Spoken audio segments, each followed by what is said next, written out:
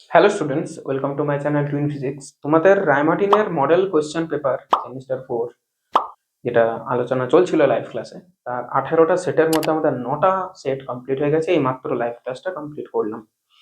আশা করি তোমাদের বুঝতে কোনো সমস্যা হচ্ছে না। তোমাদের যদি লাইভ ক্লাসগুলো সেশনগুলো ভালো লাগে, একটু বন্ধুদের মধ্যে শেয়ার করে দিও বিষয়টাকে। আর বুঝতে না পারলে কমেন্ট করবে, লজ্জার কোনো বিষয় নেই। পড়াশোনার ক্ষেত্রে লজ্জা রাখলে নিজের ক্ষতি হবে, নিজের লস। তো সেই ক্ষেত্রে বলবো যে তোমরা বুঝতে না পারলে বলবে, বুঝতে পারলে ভালো লাগলে বন্ধুদের মধ্যে শেয়ার করে দিও।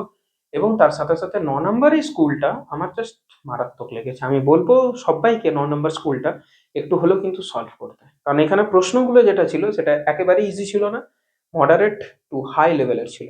ইজি টু মডারেটও বলবো না, মডারেট টু হাই লেভেলের ছিল, অ্যাডভান্স লেভেলের ছিল। ভালো প্রশ্ন ছিল, কম লিখতে হচ্ছিল, কিন্তু মাথা ভীষণ পরিমাণে খাটাতে হচ্ছিল, তার জন্য আমার মাথার চুল উঠে গেছে।